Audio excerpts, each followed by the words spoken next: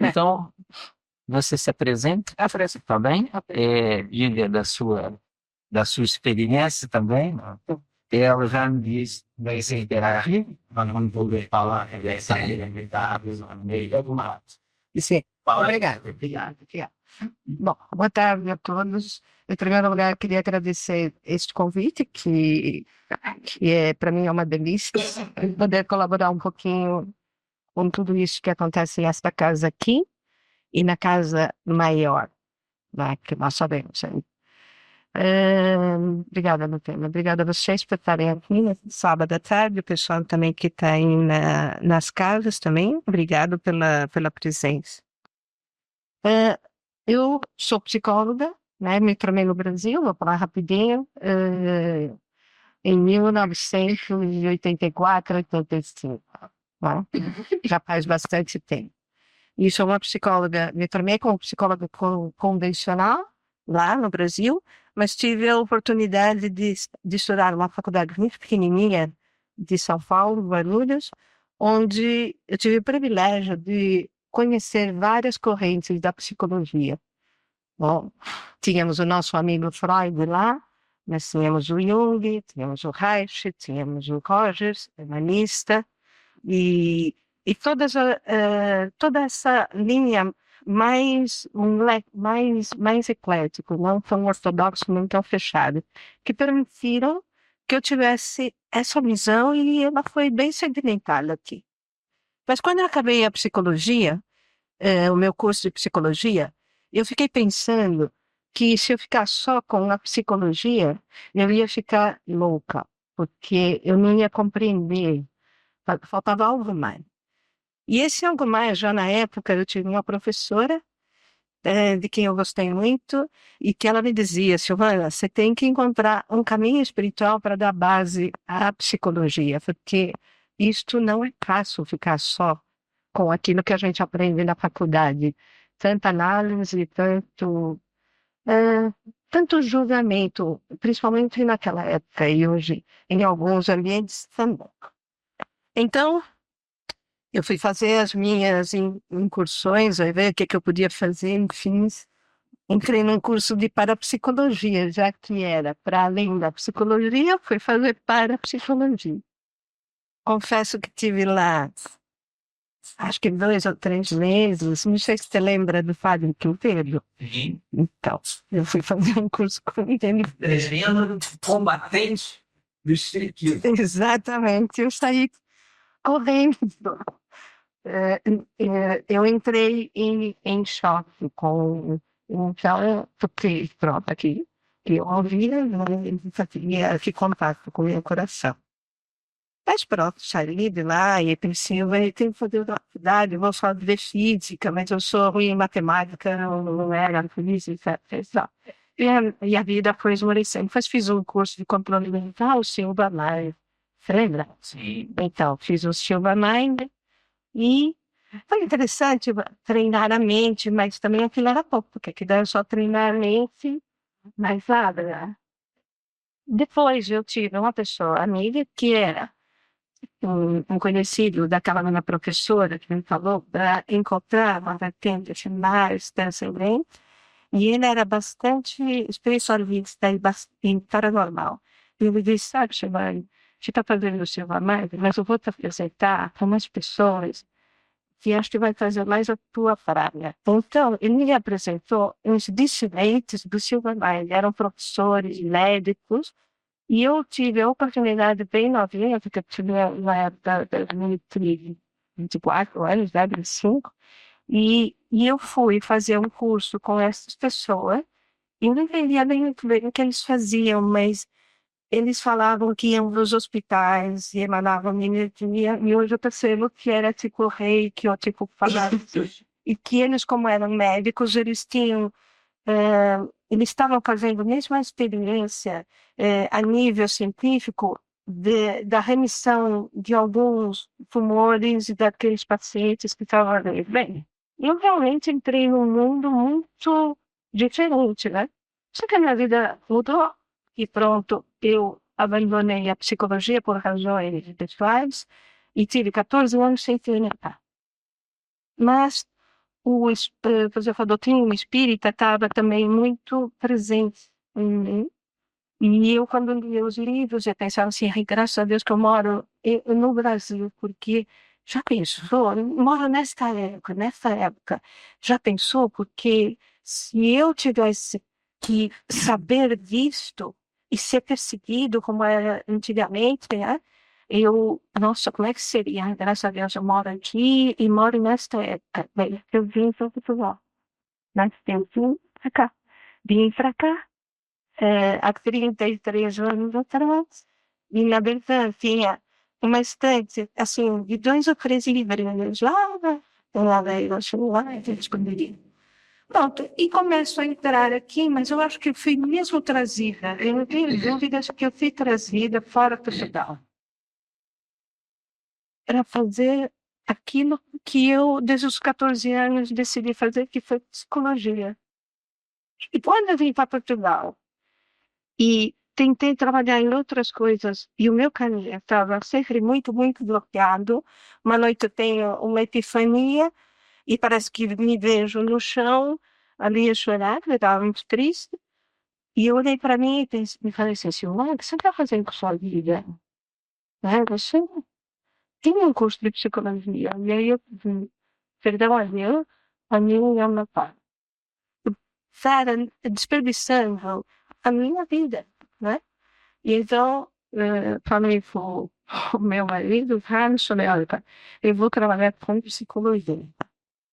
Você me apoia? Não vou fazer nada, só psicologia. Ele disse que apoia, Silvia. Claro. E ele me apoiou e ele tem sido um grande apoio para mim em vários níveis.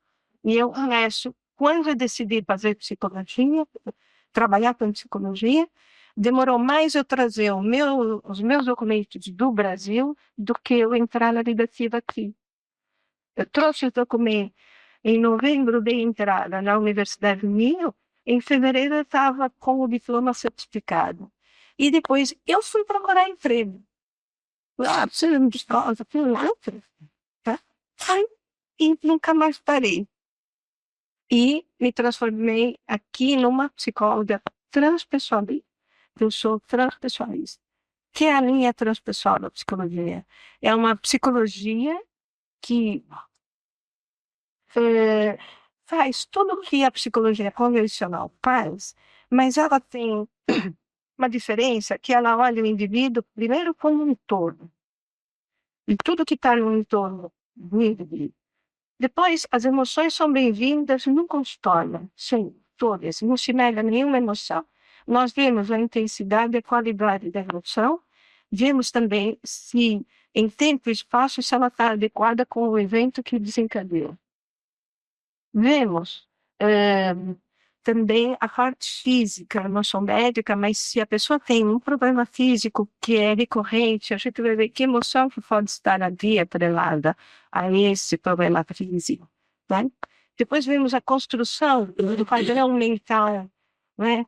Aqueles pensamentos repetitivos ou pensamentos circulares, ou as crenças limitantes que às vezes vêm do sistema familiar ou vêm da cultura do próprio país onde está, e nós vemos também de ambientes religiosos que nós frequentamos ou que nos foi passado, e nós olhamos e observamos tudo isso. E tem uma parte importante que a transpessoal cuida, que eu acho que é a única linha que defende isso, que é a espiritualidade dentro do consultório.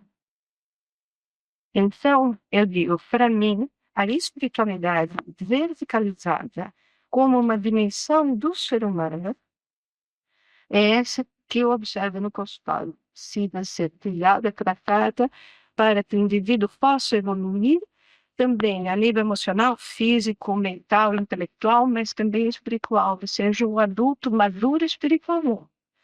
Não interessa nada que a pessoa seja testemunha de Jeová, militante, de qualquer outra quadrante religioso, mas eu vou ver como é que ele comunica com esta instância superior. Certo? Como é que ele transcende? E isso eu acho que é extremamente importante. E hoje eu afirmo isso de verdade. para todo mundo. A pessoa senta no meu gabinete, no meu consultório, e diz assim, ó, ele conta, tem para me contar, e depois eu vou falar, olha, agora eu vou te falar como é que eu trabalho, ajustando o nosso diálogo, e eu digo, a única plataforma que vai permitir que você cuide de você é esta plataforma verticalizada, espiritual, como se você estivesse em um centro e a partir daqui eu posso olhar, cuidar, recolher, acolher, abraçar todos os eventos da minha vida, a forma como eu li os eventos da minha vida, como eu posso transformar isso em experiência de sabedoria. E eu vejo que hoje a sociedade perde muito por não encontrar esse lugar tão aconchegante que nós temos em nós. Então, eu não tenho, não é uma, nós não falamos de religião, Oscar, não podemos, porque qualquer pessoa pode ir ao consultório e se tratar, mas eu falo de espiritualidade mesmo, como um caminho para que a pessoa se cure, para que ele não dependa do seu psicólogo, não dependa de mim, mas para que ele encontre e transcenda e saiba onde colocar a sua dor, o seu desespero. É óbvio que eu estou ali e apoio na maneira como ele pode fazer, ele se perceber e fazer a experiência dentro do ambiente seguro, que é o consultório da psicologia, né? Mas, quando ele aprende a fazer isso, ele não precisa de mais nada, ele tem a sua autonomia em relação ao processo emocional, né? Que ele pode viver ao longo da sua vida, porque a gente não deixa de ter problemas. O psicólogo não resolve o problema de ninguém. E os meus eu estou resolvendo, tá?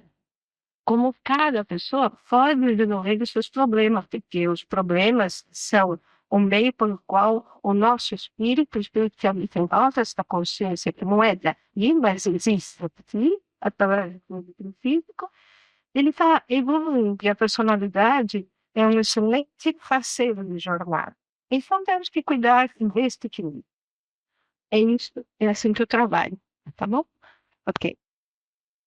Uma ferramenta que eu utilizo, depois eu falo um pouquinho para vocês, é as constelações familiares. Né? Eu trabalho com constelação familiar já tem uns 21, 22 anos. Né? É uma ferramenta que me curou, através da qual eu me reequilibrei como indivíduo e consegui enxergar na dinâmica da constelação sistêmica algo que também tem muito de espiritual, que é o acolher, é o não julgar, né? Então, não se julga. Nessa filosofia sistêmica não temos julgamento, temos sim a ver o que se passa, que visão, qual foi a minha perspectiva que eu tive desse evento, ou de tal evento, ou que perspectiva que eu tenho da minha mãe, ou do meu pai.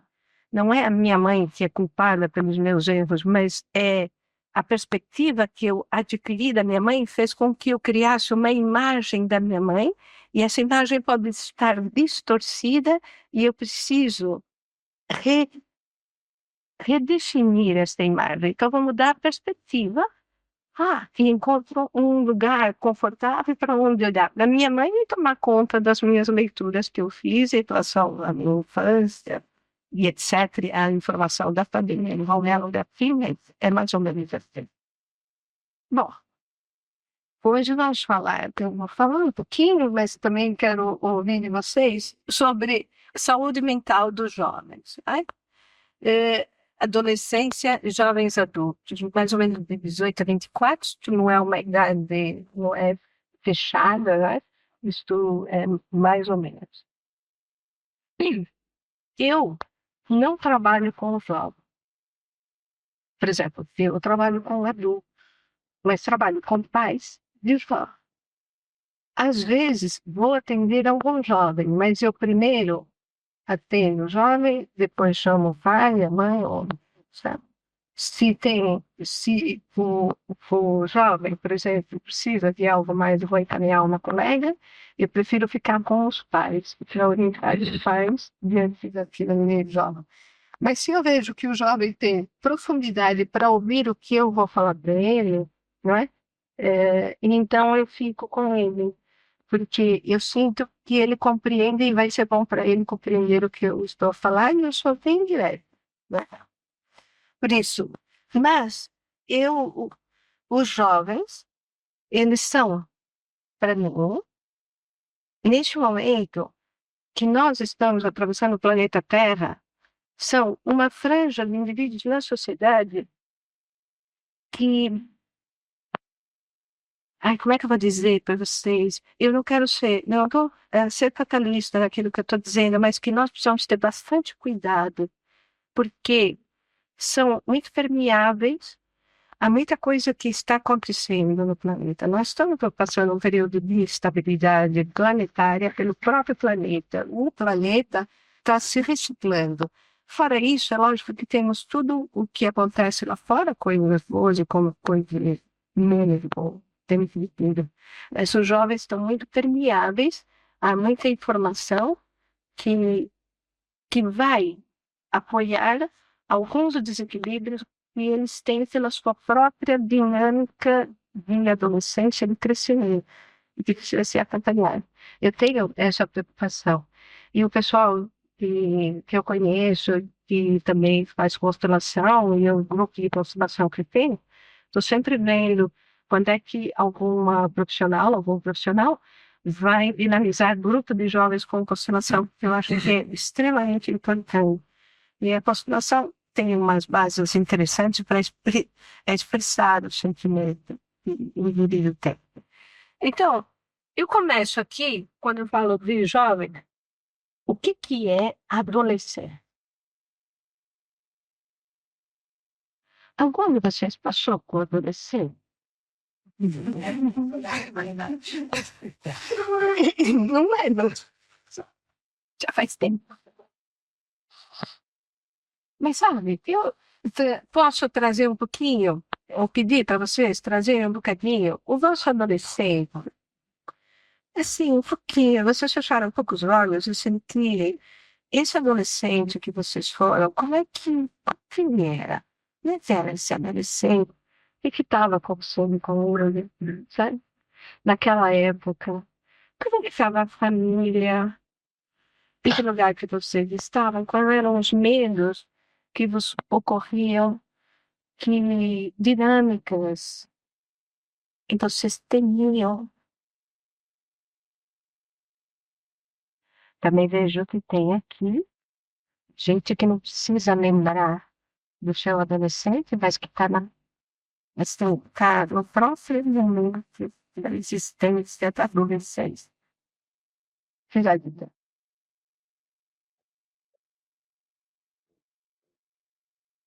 Que idade você tem? 13. Você está na crise da outra, né? Então, se vocês lembrarem um bocadinho desse adolescente, talvez vocês possam encontrar dentro do vosso coração, ou lembrar, e talvez aceitar.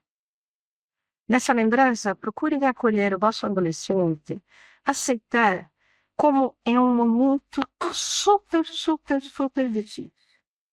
O que acontece com o adolescente nessa fase de vida, né? É um período de crise, mas crise brutal, certo? Por exemplo, enquanto que a gente na infância vai andando por aí, papai e mamãe segura, a gente cai, a gente levanta e fala, chega uma determinada hora que você não sabe andar, você não sabe levantar de uma forma diferente, como é o adolescente, já ninguém pode te ajudar, que você fica zangado. Você também não pode pedir ajuda, porque também diz que você já é grande, ou seja, você está ali com as tuas hormonas todas a ferver, o corpo todo desengonçado. Eu antes andava nesta mesa e andava bem, mas daqui a 15 dias eu já tropeço em tudo isso, porque cresceu mais rápido e eu não me dei de conta da minha forma corporal. E me diz assim, você é um desajeitado, você derruba tudo. Eu derrubo tudo, sou desajeitado, ai meu Deus. Por que você está chorando? Você está zangado? Você não fala, sabe?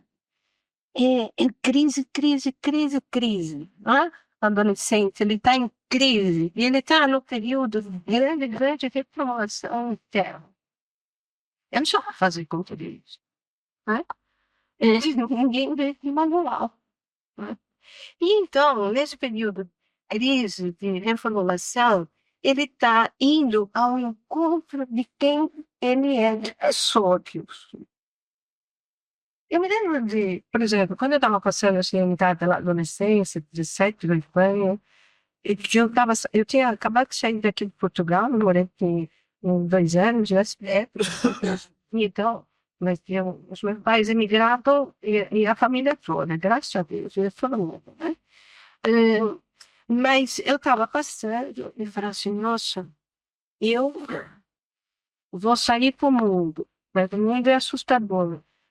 Mas em casa também falei, eu quero tudo isso, só isso. Mas o mundo é assustador, mas eu quero o mundo, mas eu não quero largar a minha casa. Então, sabe, quando a gente vai para o mundo, é assustador.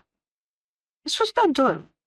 A gente nem percebe, o jovem nem percebe o que está acontecendo. E nós, adultos, esquecemos de que a gente foi, a gente não consegue olhar direito. É isso que a gente já está grande, já está adulto, já está a gerir a vida, e a gente olha para o jovem e acha que ele é desajeitado, que ele é meu filho que é assim, ele não quer mais conversar comigo, ele tem vergonha de mim, as mães dele já não me beija, já não quer, fica no carro, não chega comigo na escola e tal, não sei o que. Ele está procurando as suas referências de si próprio. Mas quem é o si próprio? Ele não sabe quem é o si próprio. Então ele está muito aflito neste momento de vida. Nas antigas sociedades, por exemplo, nas tribos dos índios, nas sociedades, por exemplo, vamos dizer assim, das comunidades, né? Por exemplo, a comunidade pescatória, dos agricultores, dos caçadores, de tribos. Aos 12 anos, o rapaz e o menino, ele só ia para caçar. Era aos 12 anos que ele ia, e então aquelas pessoas ensinavam, e ele passava por rituais de iniciação, para ver se era corajoso, se era forte, se ele estava apto para a vida da vida adulta. Falei, ó, isso aqui, se ele estava apto, eles tinham conhecimento também desse processo da adolescência, não é só de agora. Isso é parte da evolução do ser humano, não é? De ser um jovem que está aqui se transformando e está cheio de. Sair aqui estou ali daquele lado. E está cheio de medo de encontrar esse mundo que ele não sabe o que tem para lhe apresentar. É assustador. Então, ele começa, quando ele está saindo, que ele vai sair para o mundo, a primeira coisa que ele, no seu inconsciente, vai fazer é o primeiro momento de reflexão que ele fez sobre si próprio. E ele diz, quem sou eu? Quem sou eu? E não tem ninguém que lhe responde como é.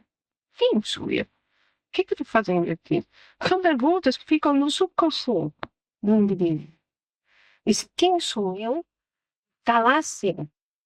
Se vocês pararem, nem que seja para fazer uma mini meditação, vocês vão encontrar essa pergunta: quem sou eu? O que estou fazendo aqui? E se quem que eu estou fazendo aqui é a questão, significa que eu estou fazendo algo. Por que eu estou aqui? Por que eu estou aqui? Significa que eu não estava aqui. Se eu não estava aqui, eu não sou daqui. Então eu vim para cá. E quem que veio para cá? É uma reflexão que deveria ser apoiada, porque nos ajudaria muito quem é que veio para cá e quem é que vai embora daqui. Então, quando ele começa a fazer esta reflexão, ele sai para o mundo e ele é à procura de si, mas ele não está muito bem, às vezes, porque está em crise, o corpo não está legal, as hormonas não estão legal, está cheio de espinhas, está o cabelo oleoso, não enxerga nada, os dentes, tudo, é tudo complicado. Nem se quer cheirar bem, a gente cheira na adolescência. Por mais que a gente tomasse banho, né? Eu me lembro, eu morei na Venezuela, eu de um lado cheirava de um jeito, do outro lado não cheirava ela. Estranho.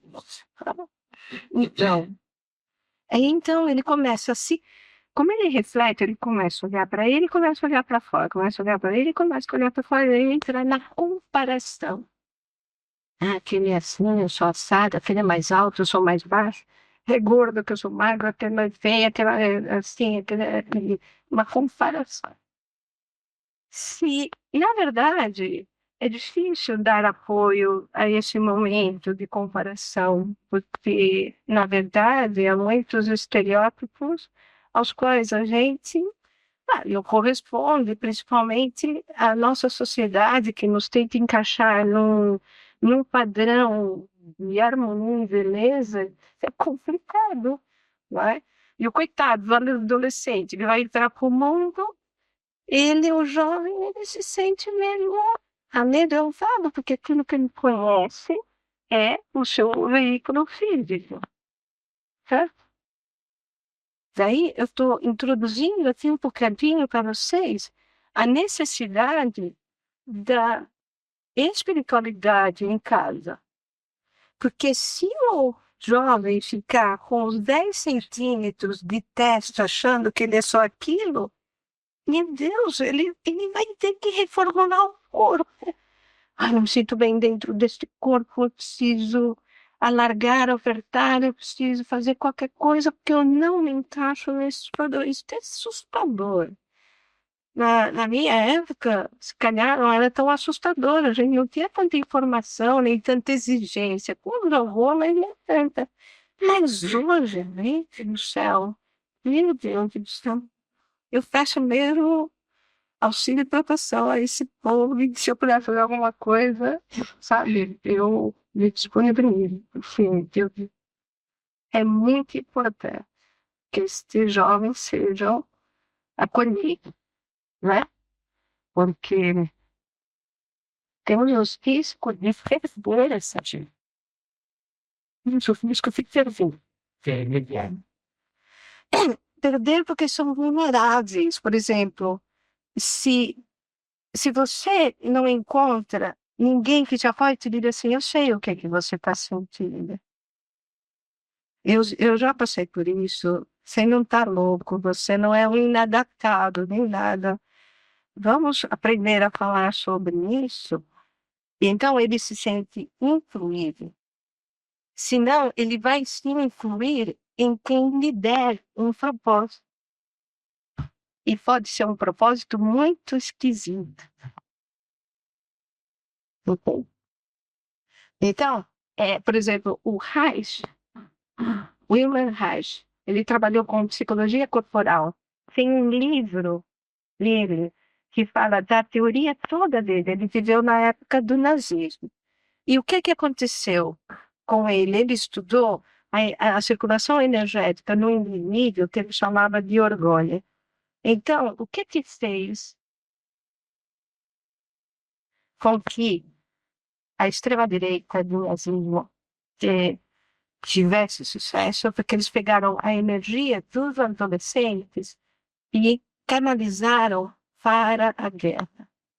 Eles pegaram o seu subconsciente, o seu orgulho, porque o adolescente né, é um lutador, ele quer morder o mundo, né? Pegaram essa energia e então eles fizeram uma lavagem cerebral.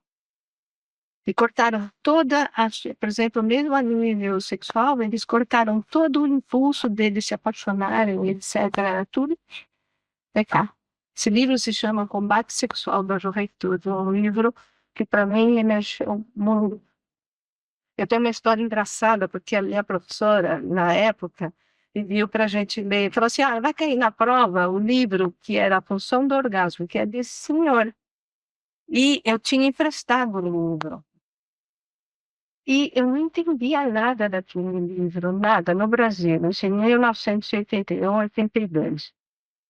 E eu fui na biblioteca da faculdade comprar outro livro que eu tinha emprestado, e a senhora disse, não tenho esse, mas tenho este livro aqui pequenininho. E eu, olha, Combate Sexual da Juventude, meu irmão, foi Dom Quixote. Ou seja, uma versão portuguesa. E eu começo a ler o livro, eu li o livro de rajada, eu falei assim, nossa, que homem interessante. Meu Deus, estou lendo isto, não estou lendo o livro que a professora mandou, eu estou danada, né?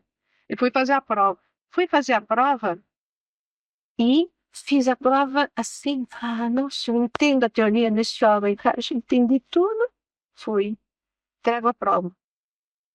Na semana seguinte, eu volto, a senhora corrige a prova e diz assim, você, qual é o seu nome? Silvana Medeiros. E ela está olhando na prova e diz assim, então vendo?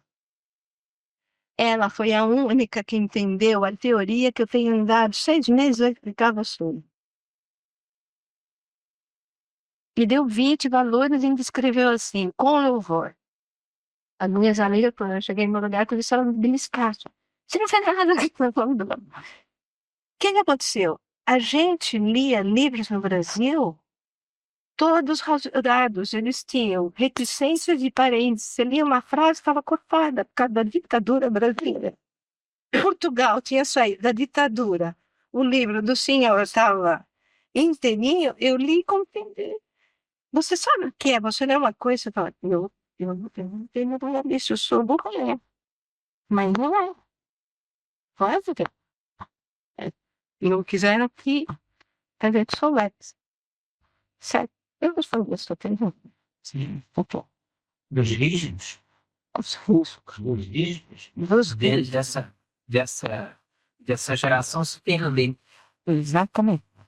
Precisamos, essa energia desses jovens precisa ser, não é, direcionada, mas é apoiar para que façam uma escolha inteligente e capaz daquilo que é o seu propósito.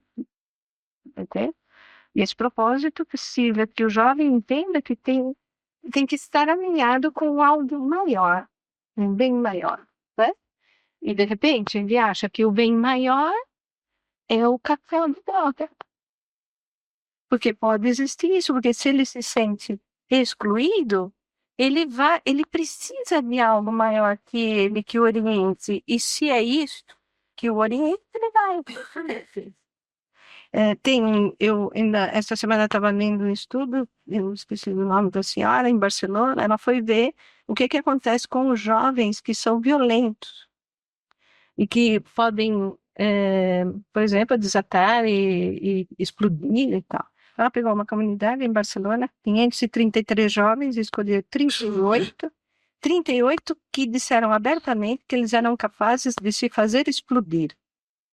Então, ela mapeou com ressonâncias magnéticas do cérebro desses jovens e percebeu que quando eles estavam com essa vontade, era uma parte do cérebro, que eu não sou médica, então não sei, mas ela dizia que era o lado pré-frontal esquerdo dele, que era um lado que é correspondente à assimilação de regras.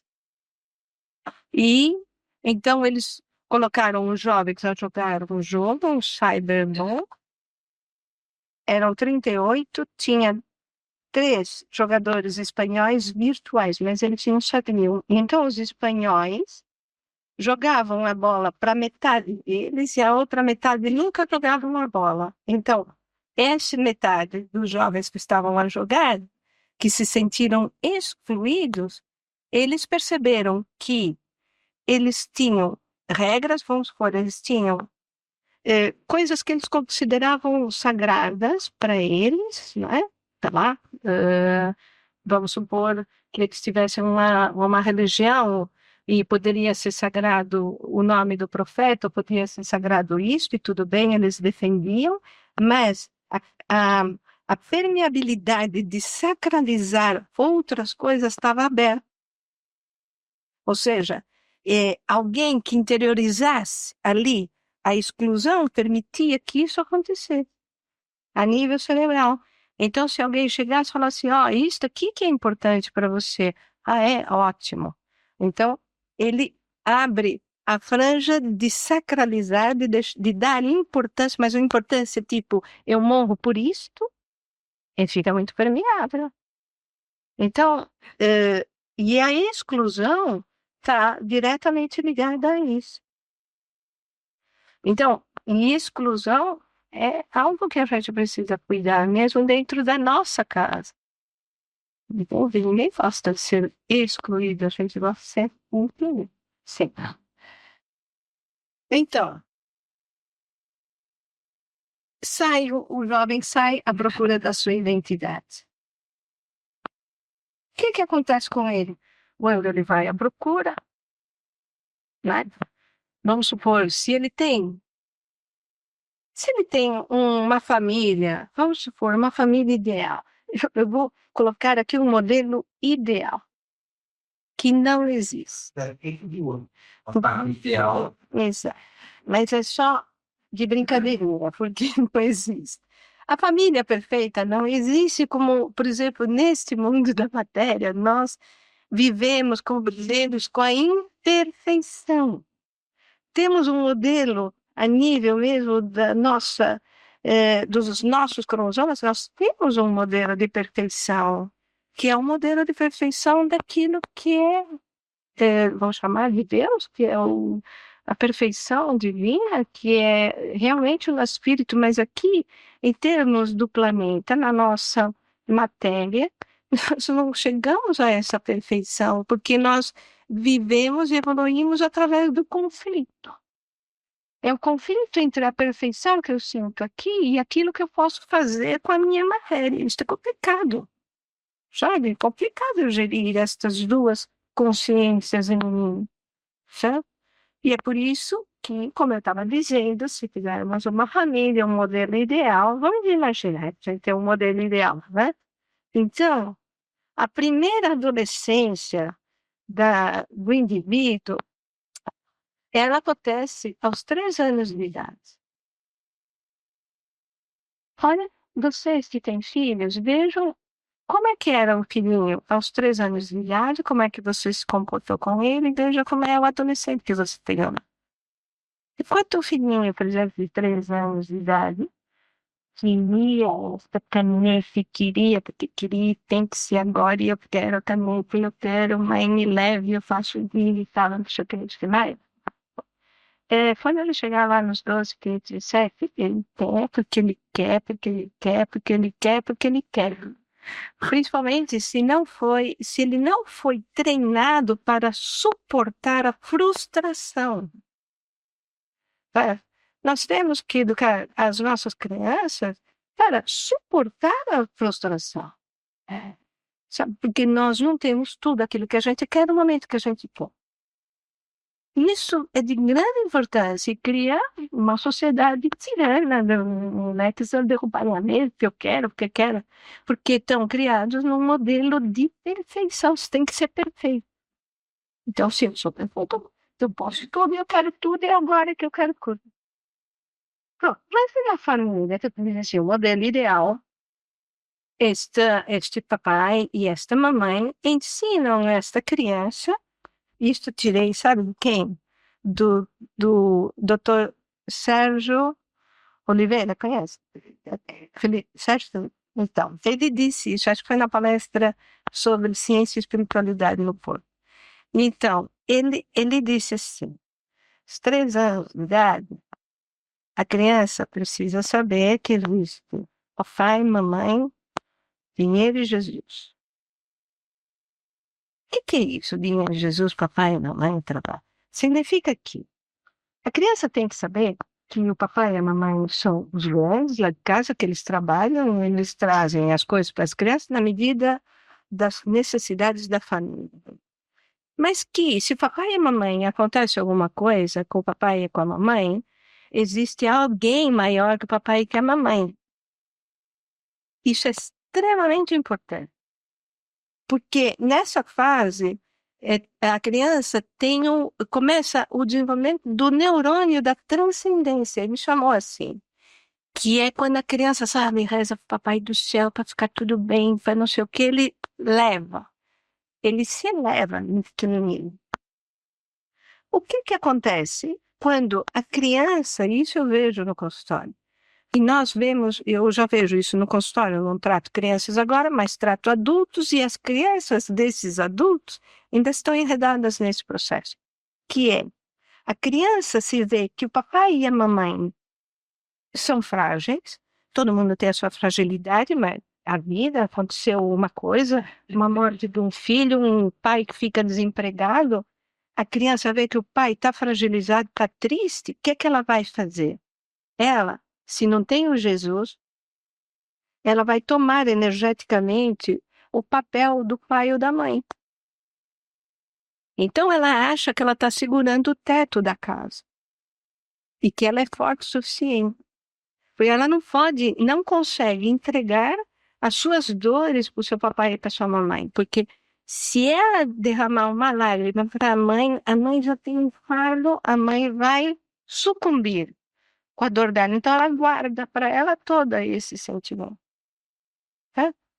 Então, por esse motivo, é que é necessário alimentar esse neurônio da transcendência, que é para a criança ter um lugar onde colocar as suas pequenas dores, ou grandes dores, ou os seus medos. Aos 12 anos, tem outra, por exemplo, se a criança não tem essa possibilidade de exercitar o neurônio da transcendência, há uma primeira poda neuronal, que é aos 12 anos, aos 13 anos, por aí nessa fase. Eu posso estar aqui enganada e me perdoe porque eu não tenho muito presente isso, tá? Dessas datas de idades. Quando a criança chega aos 12 anos, ele entra novamente em contato com o neurônio da transcendência, ele quer transcender, porque ele está passando um momento de crise e ele precisa encontrar alguém grande. Então, se é a família ideal, ele vai lá fora e vê que aquele bando é o fiche dele, aqueles se vestem como ele gosta de se vestir, ouve a música que ele quer ouvir. Então ele se reúne naquele bando. Então ele vai no bando dos nerds, ou no bando dos nerds, ou no bando dos betinhos, ou sei lá, ele vai escolher lá quem ele quer. Às vezes até escolhe do Rio Preto. Quando ele ouve alguma coisa ali naquele bando, ou quando ele não está muito confortável e tal, ele pode tirar dúvidas com o pai ou com a mãe. Rafa, o que foi? Não sei, era meu amigo, existe uma coisa assim, assim, assado, que era para eu fazer, e era para a gente fazer ali um motim para gozar de alguém, não sei lá. Sei, pai, eu não gostei, mas eles falaram que se eu não for, não sei o quê. Que legal, né? Tem ali, ele tem a facilidade de chegar perto do seu pai e de sua mãe, porque ele não vai ser criticado, ele vai ser apoiado, né?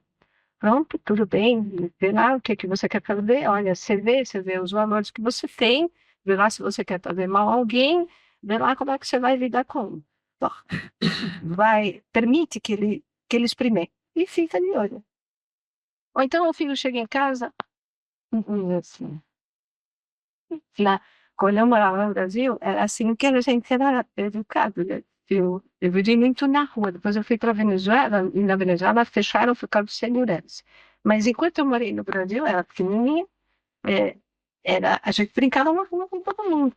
E então, por exemplo, chegava em casa, e o pessoal era o meu irmão, que meu irmão na época tinha 11 anos, ele bateu e tal, não sei o quê. Ele era maior que você? Não. Que idade ele tinha? A minha. Então vai lá e se defende. Era assim, porque se é igual, se defende. Vai lá. Agora, tem que fazer a baliza. Se é mais velho, se é um adulto, se tem mais força, também não. Mas este preparo para a vida também acontece ali, tem um apoio. Então, como é que correu? Depois, não, eu cheguei lá e tal, mas eu falei com ele e ele também disse, desculpa e tal, não sei o quê, e pronto, que as coisas resolvem. Bom, se tem esse neurônio da transcendência, ele pode também, na sua prática com o seu pai, falar um bocadinho, olha, tá, vai no quarto, reflete, vê lá o que o seu anjo da guarda te diz, vê lá que decisões você pode tomar, está aqui para você, mas você tem que decidir, filho, não sei o quê. Tá tudo bem, a família ideal, né? Que legal, né? Ele não foi criado na família ideal, ele chega lá no mundo, ele é assustado, ele tem muitas questões aqui, por exemplo, que é o... Onde é que tá? Ele tem isolamento social, ele tem timidez, ele pode ser vítima de bullying, ele tem todo este medo em relação a quem ele é, porque ele não sabe quem ele tem todo esse medo e ele vai ficar perdido porque não consegue ir lá em casa falar com seu papai, com sua mamãe. Ele acha que o papai e a mamãe não vão compreender ou são muito tão fragilizados. Meu pai e minha mãe eles estão numa crise ou eles estão muito preocupados. Meu pai ficou sem emprego e tal, e eu é que tenho que resolver. Eu não consigo, não tenho ninguém para quem transcender. Eu preciso transcender, eu preciso fugir, eu fugir, eu fugir. Um caminho muito fácil de fuga é as drogas. E nesse momento também outra adição, mesmo muito complicada, e vou falar outra vez, muito complicada, e as clínicas de recuperação de adição já estão recebendo jovens, adultos, adictos de informática. Jogos. Jovens, Viciados em jogos. viciados em choque. Tem tratamento? Tem. Mas trata como uma adição. E como é que é tratar todo mundo em uma adição? Como é que é? Explica pra gente. Então, nos tratamentos de adição, por exemplo, de adição a qualquer substância, isto não é uma substância, mas vai desenvolver substância a nível físico, né? De você ficar ali alienado e tal, num mundo virtual, né? E você está ali cheio de power, porque né? Você está ali a conversar, ou a jogar, ou a fazer numa vida que não é real, está viciado nisso. Quando se trata da adição, por exemplo, das pessoas que me caíram, não que eu tenha grupos que têm adição, mas, por exemplo, das pessoas que me caíram com adição, a primeira coisa que nós precisamos fazer é que o que te leva a ir lá? Vamos imaginar que você está indo lá. Fica consciente o seu corpo como está, como fica quando você está para ir lá. Está em frente ao seu computador, está em frente à sua droga, está em frente à sua comida, está em frente ao jogo. E, de repente, na hora quando você vai se conectar com o elemento da atenção, sai de perto e vai até lá. Não. O que acontece? Não vem. O que acontece? Não vem. Então, você vai trabalhando qual é o impulso emocional que o leva a conectar-se com aquilo. Porque existe algo com o qual ele não consegue lidar e que ele vai para lá para não lidar com isso. Ouça, meu foi. Né? Então, um refúgio, uma fuga assim, é um lugar seguro para ele, ilusoriamente seguro. Né? E quando tempo para tratar uma coisa assim? Eu convido de mim. Você vê, eu, por exemplo, eu vou te dizer, 10 meses? Meio ano? 10, 20. Uma vida? Olha, uma vida. Eu vou te dizer, eu tinha uma paciente que ela tinha um filho, na época o filho dela já tinha 40 anos, e ele era adicto. Mas eu falava para ele, ó, teu filho nunca vai estar na sua jeita. Ele é esperto. Ele consumiu muito essa mão. Certo? Porque aquilo que ele consumia era cara, né? Então, ele consumiu muito essa mão. E ela estava adicta dele. Ela, há 2 anos,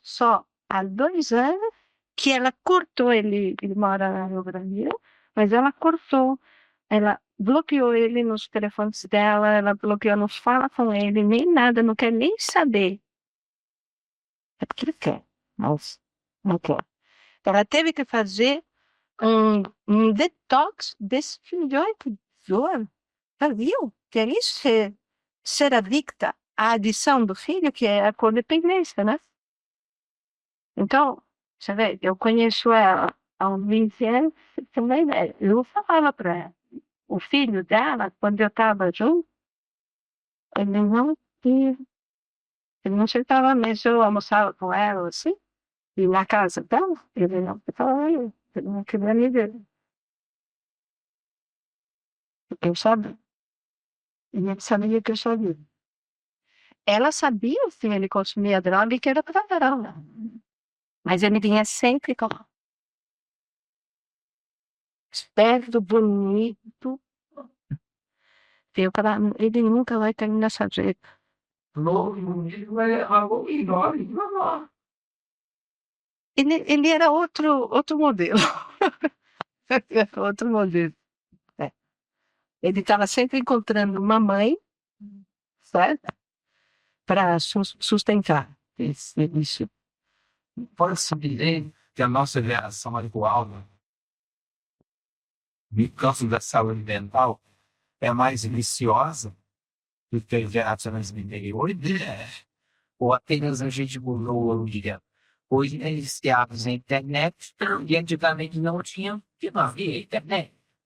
Viciado no telemóvel, no jogo online, e no amigo. Hoje já tem. Sabe, hoje você tem um leque maior de coisas que te viciam, né? Por exemplo, há 40 ou 50 anos atrás, você vinha de famílias que tinham que trabalhar. Os nossos pais tinham que trabalhar muito porque tinham passado pela guerra. Então você tem que trabalhar porque você tem que ter, que não sei o quê. Não deixa de ser uma adição. Trabalho, eu vou comprar aquela casa, eu vou comprar aquele carro e tal. Você está entendendo? Mas tem, vamos supor assim, o grau de alienação é um pouco diferente, eu acredito. Isto aqui, com respeito à informática e à internet, que também nos faz bem, nós somos responsáveis pelo uso que damos a isso, né? Mas hoje em dia, nós temos um leque maior de possibilidades de adição. Por exemplo, adição em relação à alimentação. Eu tenho uma menina que tem compulsão alimentar. E eu trabalhei com ela bastante, já faz uns 4 anos que eu trabalho com ela, uma menina inteligente, bonita e tal. E ela não falava para ninguém que ela tinha compulsão alimentar.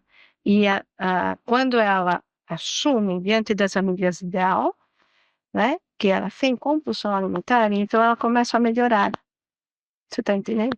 E ela, o que que fazia com que ela comesse tanto? Não era muito, mas era a qualidade da comida que ela comia, que ela depois ficava triste, mesmo, e que depois ela ia ficar mal, e o corpo e tal, e não sei o quê, não?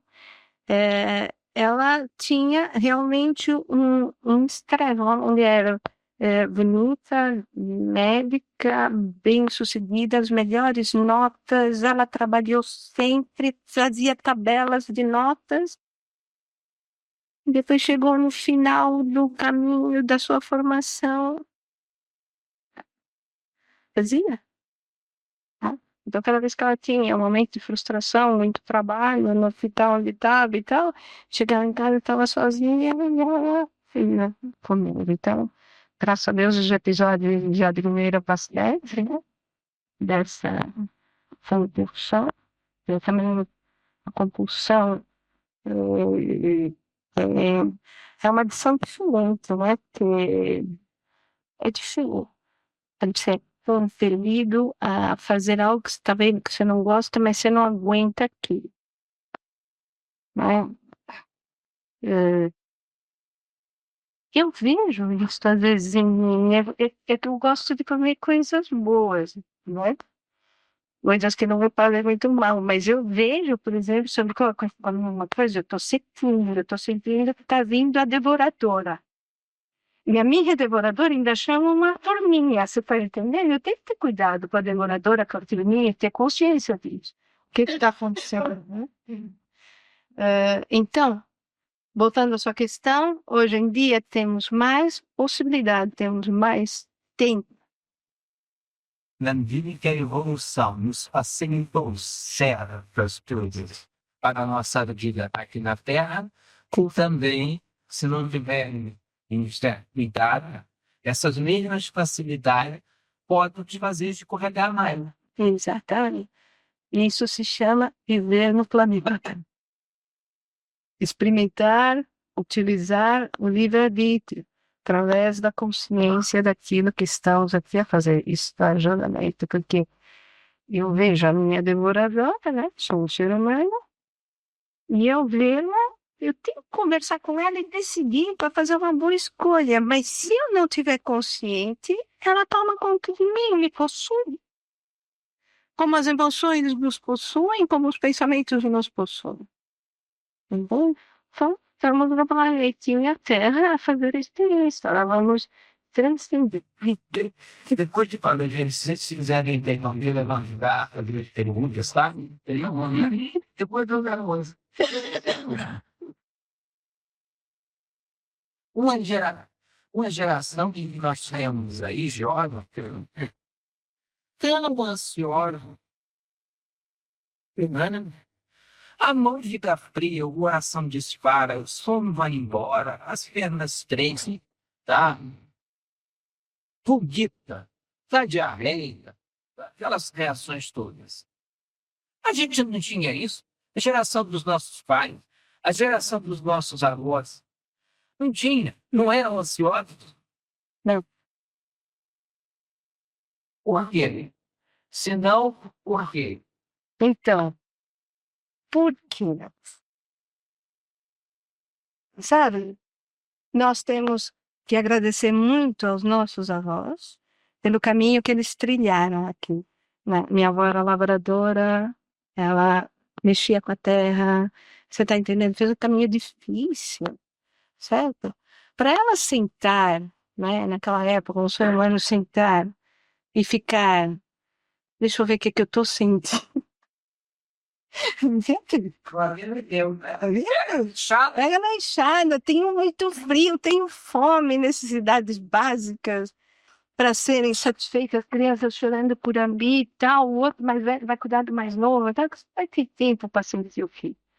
Temos agora o nosso conforto, é verdade, temos o nosso conforto em casa, o nosso lar, geladeira cheia, não tem o risco de fome, não tem risco de guerra, não vem nenhum bicho na atacar aqui a cabana, está tudo bem.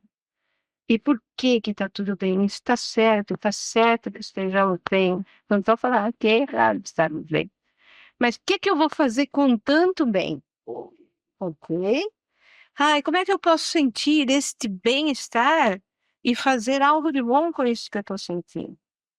É óbvio que se eu tiver um propósito, pode crer que eu vou fazer algo de bom, eu vou criar alguma coisa, vou pintar, vou ler livros, não é? Eu vou fazer coisa.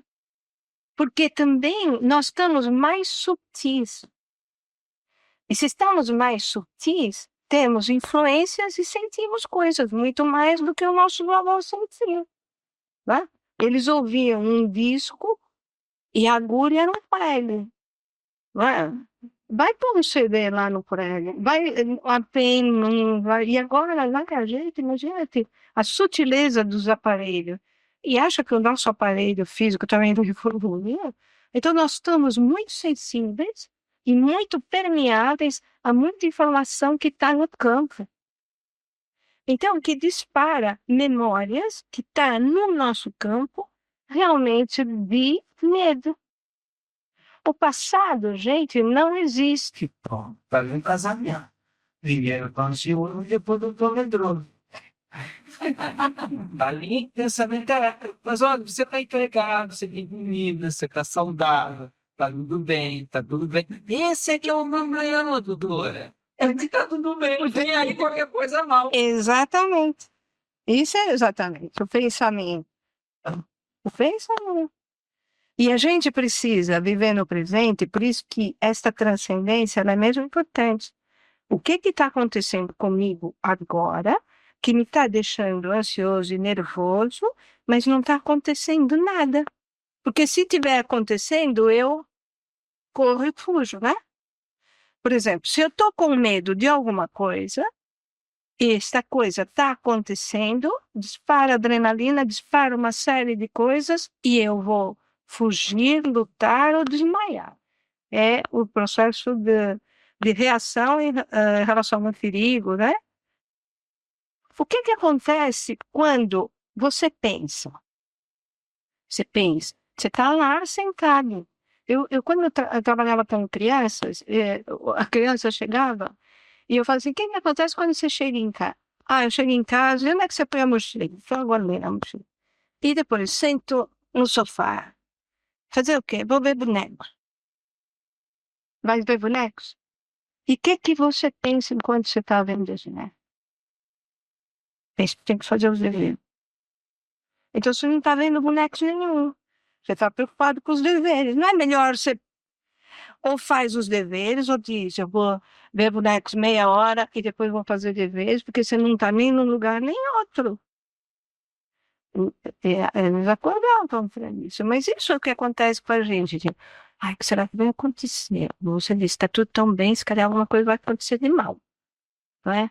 A minha tia, o galo cantou, o filho dela estava em Timor, ela disse, ai, o galo cantou 3 horas da tarde, o galo cantou, será que está acontecendo alguma coisa com o meu Danilo, tá? Sabe o que é que aconteceu? Ela matou o galo. Cantaste, não cantas mais. Doutora Silvana, Sim, posso falar? pode. É assim, a doutora diz que trabalha atualmente com adultos, mas já trabalhou com adolescentes e jovens. Sim. Numa família onde existe uma criança, um jovem, que não fala, que não está com essa deficiência, como é que os pais devem agir? Como é que se devem comportar numa situação dessas? Porque a doutora está a falar no diálogo pais, crianças, adolescentes, jovens, mas uma família onde existe um jovem, um adolescente que não fala. Como é que é o tratamento? Como é que se deve tratar? Como é que é o tratamento numa situação dessa? Pode-nos dizer? Pode ser, pode ser uma consulta, mas gostaria de assumir essa sua opinião sobre isso. Olha, obrigada pela sua pergunta, Jaime. Mas, por exemplo, ele não fala, você está querendo me dizer que ele não comunica. Não comunica, ele não tem esse dom da comunicação, é através de violência, de gestos, de agitação, não fala. Ok. E você já foi investigar o que está acontecendo com ele? Em algum profissional na área da psicologia ou assim? Sim. Já fui a psicólogos, já fui a médicos, a dificuldade dos pais é que se a gente se nos dói o coração, dói-nos uma perna, dói-nos a cabeça, olha, dói-me isto, não é? Mas esse jovem, ele não diz o que é que lhe dói, qual é a dificuldade, qual é a mágoa, qual é a angústia. Como é que se lida com uma situação dessas? E a partir de quando que ele começou a ficar assim? Desde bebê, desde criança. Ele hoje está com 26 anos, desde muito novo. E ele já veio aqui nesta casa? Não, Ah, mas os pais já foram aí. Mas ele ainda não foi aí. desde bebê. Não sei, é uma pergunta muito abrangente, e tem muitas coisas aí que poderíamos nós ver, Jaime, mas eu não posso te dar uma resposta linear, porque implica em muita observação do que pode estar acontecendo, às vezes, a quem que ele está sendo leal com esses silêncios, não sei, não consigo definir, sabe? Pois, porque ele não comunica, não é? Hum. E os pais, ultimamente está a haver mais dificuldade. E os pais perguntam-se, e os pais, pronto, estão tristes porque não sabem o que é que lhe dói. Já modificaram medicamentos para trás e para dentro e não veio melhorias. Ele estuda? Não, ele não se movimenta. Ele está numa instituição, mas ele não se comunica, pronto, não fala, não. Hã?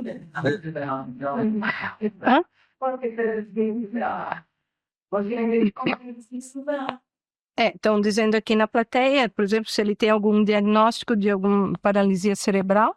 Pronto, isso eu não sei. Pronto, eu só estou a falar pelo Ele conhecimento. é seu filho? Diga? É teu filho? Não, não é meu filho. Ah, É um amigo. É um amigo. ok. E aí precisa realmente fazer. Precisava ter mais dados, tenho poucos dados, o Jaime, tá? Eu queria comentar uma coisa ao senhor Jaime. Apesar de ser assim um bocado em cima do joelho, realmente não há dados, mas há uma forma de comunicação através de símbolos, um conjunto de símbolos, de figuras, que é uma linguagem alternativa de comunicação. Será que os pais conhecem isso? Pois Não não. quisem se informar porque há uma linguagem alternativa de comunicação que é através de simbolinhos e figurinhas em que é utilizada em alguns casos em pessoas que não têm não comunicam de forma verbalizada, não é? Que não atingiram o concluinte de estas capacidades de Ok. comunicação verbalizada. Ok? Obrigado, Adriano. Obrigado. Só lembrar uma outra coisa aqui também, o seguinte, porque você mencionou a questão da comunicação dos jovens com os pais, Sim. tá? E tanto observarmos, se existe um problema de foro neurológico, tá? A neurologia estudando o sistema nervoso dessa criança, desse jovem, vai saber documentar. Em não havendo, tem que se ver se há alguma limitação do ponto de vista psicológico, tá? E também há de se ver se não há uma dificuldade também desses pais se comunicarem com essa criança, tá? E à luz da doutrina espírita, se o processo é desde o início do processo reencarnatório do bebê, provavelmente é um espírito que tem dificuldade nesse campo da comunicação. Tá? A gente tem pego aí algumas crianças e alguns jovens que eles têm uma coisa chamada de mutismo seletivo. Só falam quando entendem que é necessário. Tá? Muita gente aí fala pelos cotovelos, blá, blá, blá, aquela verborréia toda. Nós já temos aí, digamos, espíritos reencarnando com uma situação dessa natureza. Tá? Ok. O inconsciente pessoal que eu falo de eleição para a e fazer essa colocação. Porque a parte, né, que a gente sente com termos aí, é que esses jovens, tá bem? Somos adultos de amanhã. Somos adultos da manhã. É por isso que há uma preocupação em relação ao que está acontecendo com eles neste momento. Sim, depois você mencionou aí que aos 3 anos, se eu não estou enganado, né? A gente deve ser educado A para transcendência. Sim. As gerações dos nossos pais, dos nossos avós, tinham uma régua, uma vara, aquilo fazia milagres. Não é? Ou seja, isso está abolido, isso não serve para essa geração. No Brasil, chama, por exemplo, o psicotapa. Psicotapa. Que é Não vai ser instalado. instalado, que é assim, certeiro. Porque, na verdade, o que acontece? Vamos supor, eu quero, tal, não sei o que, chuta portas e tal. Quando chega o pai ou a mãe e diz assim, calou! Por quê? Esse calou, certo? Mas é um calor que é o corpo todo a falar, não é? Fica quieto, não para. Não sei, isso não adianta nada, tem que ser bem enérgico, focado. Exato. É mesmo. Porque o indivíduo que está ali, ele está desorganizado. E aquela voz vai aterrá-lo. Então, eu falo de psicotapa, mas pode ser um psicoberro. Você está entendendo? Mas com ganas, né? E depois fala assim, que negócio é esse? E chamava a atenção. Anda muita moleza por aqui. Por que que anda moleza? Eu compreendo também os pais. É porque há sabe, livros e livros, livros, livros de uma pedagogia que também é muito permissiva. Então eles têm medo de errar, certo? Os pais têm medo de errar, que eu não quero fazer o que a minha mãe fez comigo, eu não quero ser um pai como meu pai foi comigo. Então, eles saem daquele comportamento que eles tiveram, meu pai era assim, minha mãe era assada, eu não quero ser como ela foi, e caem para o extremo oposto. E o que é o extremo oposto? É a oposição ao comportamento do progenitor. Então, esse pai ou essa mãe, infelizmente, não está sendo o pai ou a mãe que aquela criança precisa naquele momento, ou aquele jovem que precisa. Porque ele desconectou, ele está em julgamento em relação ao comportamento que seu pai ou sua mãe tiveram com ele. Então, ele precisa se alinhar. O que meu filho está sentindo? Ah, eu vou dar um berro nele. Ah, não posso, meu pai berrava comigo, não posso, não quero ser que nem ele. Tá? Mas vai sair o berro. E quando sai o berro, ai, não devia ter feito isso. Ah, não devia ter feito.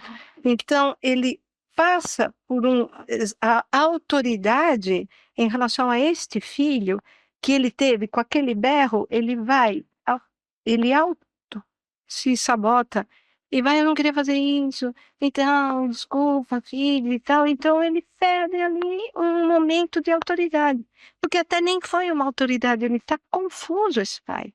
E ele está confuso com o próprio, a imagem dele de criança. Mas eu acredito também é que alguns desses jovens, eles acabam se tornando, tá? Pais e mães dos seus pais. Exato. Porque tem pai que tem menos juízo que o filho. Sabe? 90%.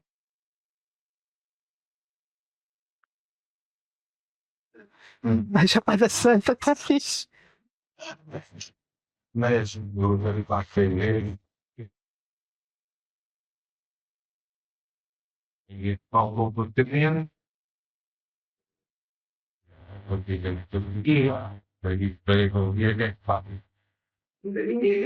E é verdade, o que você está dizendo é verdade.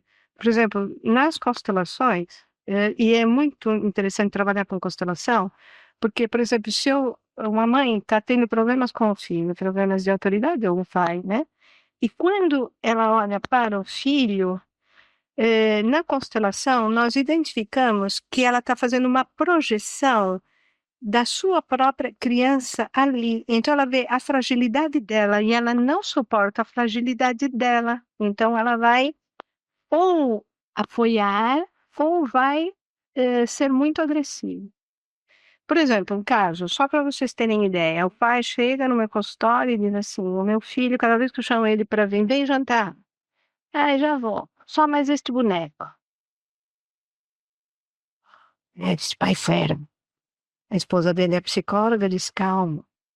Ele tem que sofrer a consequência do ato dele. Meu pai né, subia os tubinhos. E quando eu estava com este pai, conversando, que eu estava tratando de toda esta ansiedade, que ele estava segurando muito aquilo que ele sentia pelo filho, porque ele sabia que não podia sentir, mas ele estava sentindo. Eu perguntei assim, olha, me diz uma coisa, quando você era pequeno, como é que era para você quando alguém te chamava para jantar? Você ia? Ah, tinha que ir. Hum. Quem é que está chamando o seu filho para jantar? É um moleque. Eu fui, você também veio. Você está entendendo?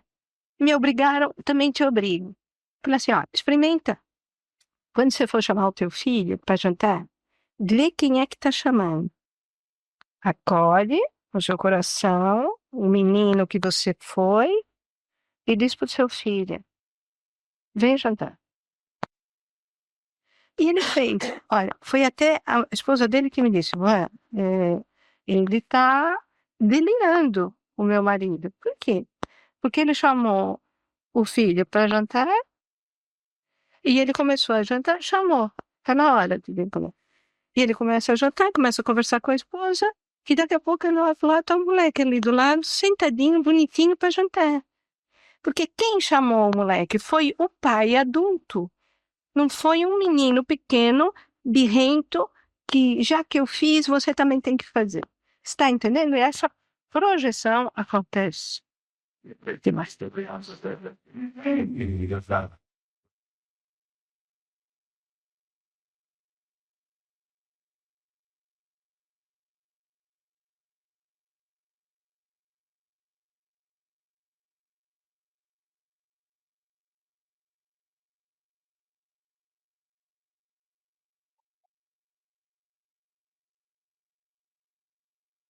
Questão do viciar, a questão do viciar, não se precisava que se acreditava, que era o dia de Diana, eu por igual pai, não tinha com pai,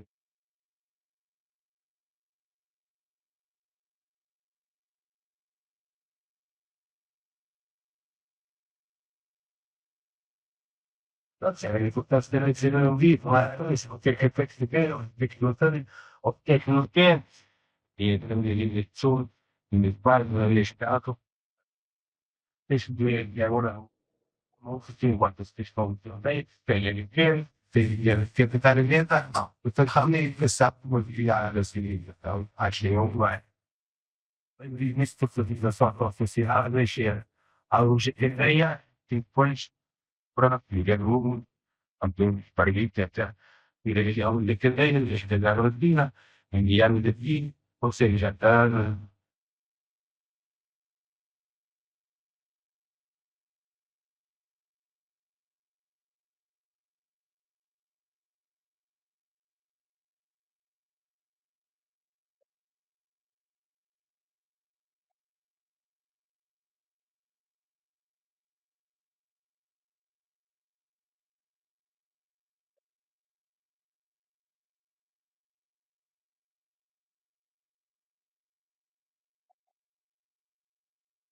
Dove aveva valutato io, perché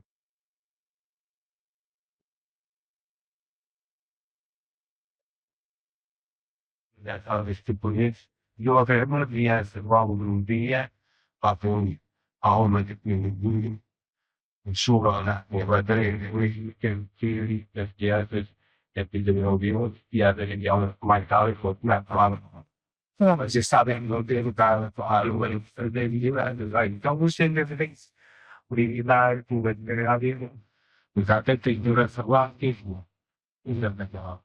Você falou da importância da fidelidade em casa. Né? Agora, essa questão de ouvir as crianças, pensar as crianças, falar melhor, eu comecei a ouvir isso de uns anos para cá. Tá? Eu não fui educado assim. Gosta, come, não gosta, come, volta. Quantas vezes o pai lá e falava com o filho? Uma vez, chegou adulto, depois ficou adulto, vai conversar com o adulto. A criança está ali, resolve ela deve buscar a sabe? Criança ou conversa dali? Cada assim, entrar. O ano já que mora na casa. O ano já que mora no canal. Sim, rapaz. Eu vejo isso que na realidade de sistemas atuais, nos últimos anos, a gente já começa a falar em ouvir a criança, de advogar a criança. Também, meu pai vai sair, vou jogar a perna, hospital, vai ter que ver aqui, vou jogar aqui, e vou jogar, a mulher não vai jogar tudo. Então, você ia dizer, as palavras do pai, da mãe, e um vai, o que coloca, o se começar a mim, como dia da droga, da rotina, da rotina, da rotina, e o geral de fim, e geral de fundo, da minha das confins, o que vai para a vida. O raiz da legal, da geral moral. Agora vai nenhum deles, vai geral moral, a ver, é Até na minha nós, um amigo aqui. Outro do cara me falou, não, Chico. Ah, foi, eu não falei.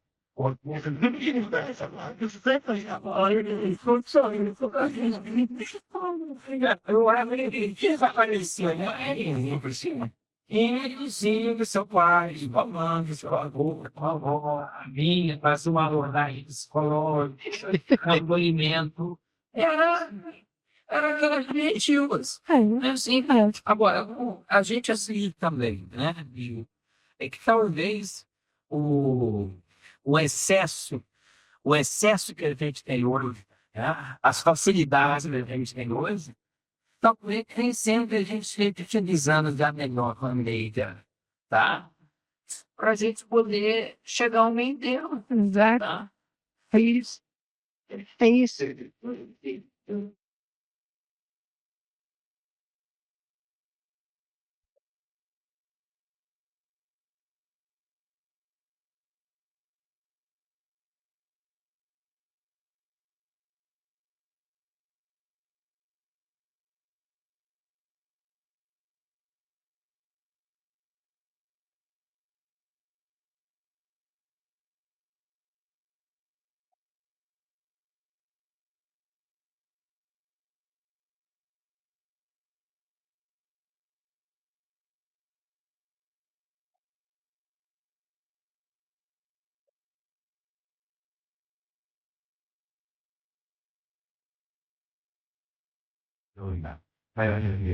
Levo para mim, logo lá para aí, e tá, vai dar uns daí, depois tudo aí eu não vou.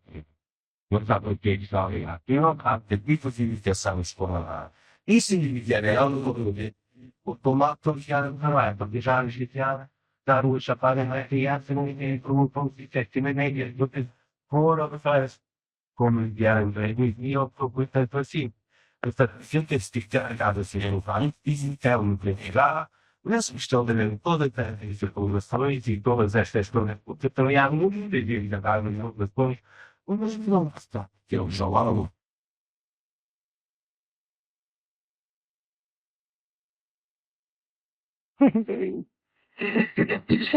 Eu posso. Temos ainda. Ok. Então você me regula, por favor. Tem uma informação que eu acho que é importante passar aqui, que é, por exemplo, existem leis muito importantes que nós podemos aprender e nos basear nessas leis, tá? Então, hoje em dia, por exemplo, quando aparecem pais que estão com dificuldade na disciplina, né? Além dessa transcendência que eu falei, que eu também explico, por favor, vocês, não importa se vocês não têm uma crença religiosa, nem não são adeptos de nenhuma religião, mas se vocês acreditam em algo maior, conversem com o vosso filho em relação a algo maior, que existe algo maior, que um bem maior, tá? Mas outra coisa que eu digo, eu pergunto sempre, a família, ela tem que funcionar realmente como uma tribo.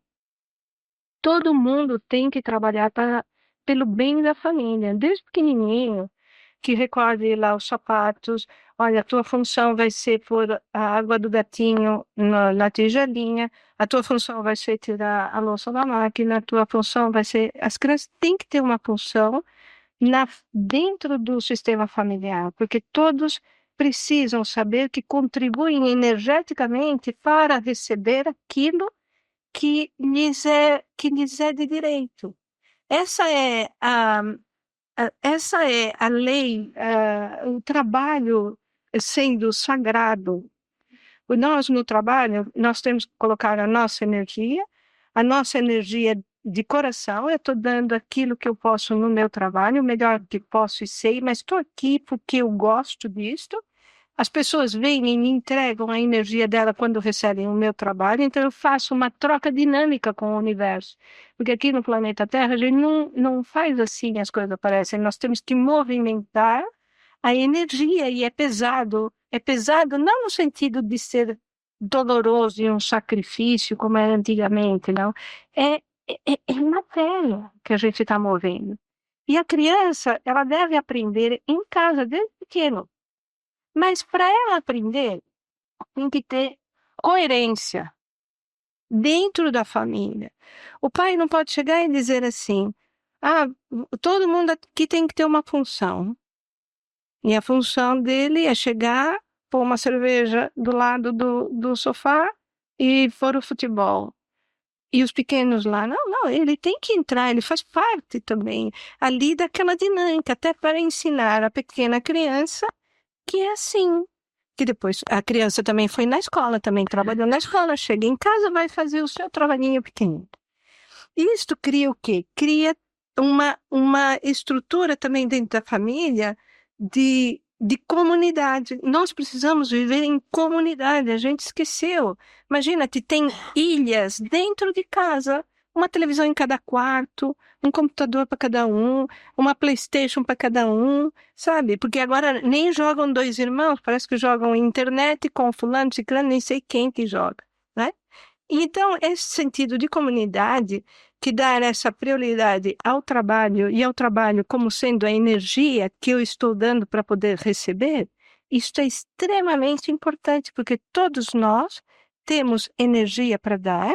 Se não tivermos, em algum momento da nossa vida, somos apoiados, os pais apoiam os filhos até eles serem autônomos. Isso é a maior bem que a gente pode entregar para um indivíduo é capacitá-lo para que ele seja autônomo. Mesmo dentro do meu consultório, eu não quero ninguém dependente de mim. Ai, eu gosto de você, você vai tal, não sei o quê. Eu também gosto muito de você, mas você, né, autonomia, é muito bom a autonomia. E isto seria um ótimo, por exemplo, eu estou falando no lar, é uma solução no lar, que começa desde pequeno, desde pequeno. Então, há uma reformulação também dessa lei sistêmica que devemos funcionar com a hierarquia, o papai e a mamãe são os grandes lá de casa, é uma hierarquia, a hierarquia não quer dizer autoritarismo, mas é o grande em função da criança, ponto. O pai falou, tá certo, mas ele tem que ser coerente, o que ele diz, ele tem que fazer, certo? Porque as crianças são questionadoras e agora podem questionar, então vão revelar mais a incoerência. Porque antigamente era, você fica calado, você não sabe. É verdade, mas eu estou vendo que você é incoerente, não é? Você está dizendo uma coisa, mas não faz. Então, o que sai aqui tem que ser aquilo que sai aqui, e aqui também é isso. Essa mensagem é coerente quando vem dos espíritos Sim. em George diz que a gente não pode fregar uma coisa, aprender uma coisa, fazer outra. Não pode. Não pode. Ou dizer uma coisa para os outros, Não pode. se for a projeção aí, a coerência dentro da família, dentro da sociedade, vai nos trazer. Pois é. E essa célula familiar, ela vai se estendendo. Mas só para a gente concluir, porque temos uma família fragmentada, é uma realidade, a família está fragmentada, está traumatizada, temos crianças em risco e precisamos olhar para ela. Sinais de risco, ataque de pânico, automutilação. Você sabe por que a criança faz automutilação?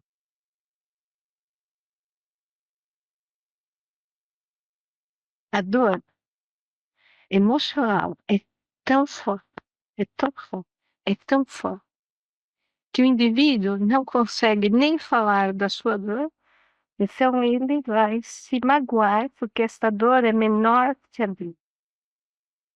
Eu posso partilhar uma coisa para vocês e vou partilhar porque é necessário, porque isso me fez aprender. Isso aconteceu comigo. Mas eu já estava adulta, eu tinha para ir 27, 28 anos, não é? E estava com o meu ex-marido, e eu estava sentindo uma dor tão grande, falando com ele, e ele não me ouvia, ele até ria, porque ele não entendia nada, por que aquilo estava me doendo. E eu falei assim, ai meu Deus, que dor, o que eu faço com essa dor, o que eu faço com essa dor?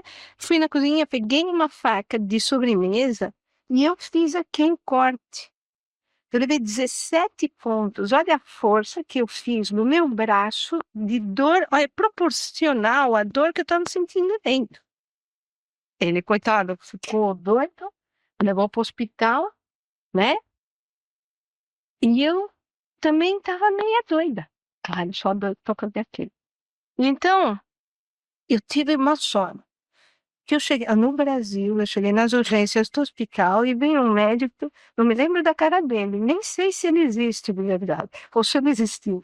Mas ele olhou para mim e disse assim: eu vou fazer um curativo tão bem feitinho no seu braço que você vai gostar de olhar para isso sua vida toda. E é verdade, ele fez o curativo bonitinho no meu braço, mas ótimo. E quando eu começo a trabalhar com psicologia e com as constelações, eu tenho 2 anos de constelações ligadas a trauma, constelação sistêmica de trauma. Né? E o meu professor, que é alemão, que ele fez psicotraumatologia, e ele disse assim, foi uma constelação que era ele olhou para mim e falou assim: você teve uma experiência de quase morrer? Tive. Com que idade? 1 ano e meio. Olha ali no chão, a sua representante se esfrangalhando de dor. E eu falei, nossa, sou eu. Então ele me explicou. Eu tinha uma dor tão grande, não aconteceu. Ninguém me abandonou, ninguém me fez mal, meus pais não me fizeram mal, mas eu tive uma doença, eu tive difteria, quase morri, fiquei no isolamento do Emílio Ribas. E quando fui para casa, o meu corpo pequenito estava com trauma de abandono, porque eu achei que eu tinha morrido. Quanto mais cedo é o trauma da criança, menos ela consegue expressar. Eu não conseguia verbalizar. Se alguém perguntar, mas o que você está sentindo? Eu conseguia. Então, há coisas que a gente precisa ter atenção, que é, às vezes pergunta para ele, mas o que você está sentindo? Ele não consegue falar o que ele está sentindo. Então, nós temos que aprender a ensinar os nossos jovens a sentir, a se conectar com a dor que tem, a poder falar dela. Porque se a pessoa me fala da sua dor, e eu digo assim, eu sei o que você pode ter, você sabe de ter. Você não parou. Eu sei. E não tem coisa mais gostosa que a gente ser acolhido com esta capacidade de alguém ler e falar: Silvana, eu sei que você sabe o que eu estou sentindo. Então a gente se sente integrado. Mas para isso, precisamos aprender bastante. Talvez nós estejamos dando os nossos primeiros passos. Né? Talvez nós estejamos dando os nossos primeiros passos a perceber isso, a aprender isso. É bom também quando às vezes, né, você partilha conosco dessa situação aí de momentos de conflitos emocionais que a gente acha que estuda psicologia, tá bem? Que a gente tira um curso de psicologia, que o psicólogo, a psicóloga nunca tem conflito emocional. Não é humano, não é Então, humano. o médico tem uma licenciatura em medicina, nunca fica doente, tá? Isso é para a gente aprender a nossa fragilidade. Todos nós somos muito frágeis, tá? E não adianta a gente ficar chateado, aborrecido, porque é praia. É legal, vai ter que conhecer e saber que já está trabalhando para ficar um pouco mais resistente, tá bom? Pronto. Olha, não sei se os companheiros também estão em casa, nos acompanhando também, tá? Nós estamos dentro do nosso horário, tá? Agradecemos aí a companhia também de vocês que online estiveram conosco, os que estão aqui presencialmente, e Obrigada. e numa próxima oportunidade, né? Naturalmente, vamos fazer por onde que com outros temas, né? Sim. Isso possa ser conversado. Que quando a gente conversa, quando a gente fala, a gente já fica mais receptivo a pensar naquilo, É né? verdade. É muito positivo isso, né? É verdade. Agradecer os nossos pais, os nossos avós, ou então aqueles que fizeram esse papel na nossa vida, porque eles nos deram, nos passaram aquilo que sabiam, deram o que era melhor. Se não foram capazes de dar o melhor, deram o que foram capazes, mas que como nós estamos aprendendo também eles, e onde estiverem, que recebam as nossas vibrações de gratidão e de reconhecimento por isso. Vamos então fazer a nossa prece? Vamos, sim. Bem? Vamos orar então, para cá o pessoal nos acompanhar. Agradecemos-te, Jesus, a hora que nos envolve. E como felizes estamos de perceber como o mundo aonde nos encontramos reencarnados tem evoluído tão de forma célere. No campo da psiquiatria, da psicologia, da pedagogia e tantas outras áreas do estudo, do conhecimento, que nós observamos que quando renascemos, chegamos na Terra e encontramos uma realidade transformada por ora. E que o dia que retornarmos ao mundo espiritual, estaremos levando conosco os frutos de todas essas transformações. Conosco conviveram e convivem criaturas que possivelmente dentro do seu entendimento, das suas capacidades, nos deram o melhor. Quem sabe talvez não foram capazes de nos dar o melhor, mas nos deram aquilo que foram capazes de dar. Que onde quer que se encontre, na dimensão das estrelas, ou quiçá ao nosso lado, recebam as nossas vibrações de gratidão, de compreensão, de tolerância, porque segundo, Senhor, o teu evangelho, quem de nós não é digno de receber também diante das suas atitudes esse gesto, essa atitude, esse pensamento para as nossas ações. Guarda-nos sob a tua paz, permitindo levar daqui até o cadinho dos nossos lares as vibrações, os ensinamentos aqui recolhidos. Permita-nos que na condição de filhos, de pais, de netos, de avós, não importa, nós possamos oferecer à vida aquilo que temos aprendido de melhor, para que certamente, o dia que retornarmos ao mundo espiritual, estaremos nos reapresentando do lado de lá melhor do que quando nos candidatamos ao renascimento na Terra. Fica conosco, doce Jesus, abençoando-nos agora e sempre. Graças te damos, Senhor.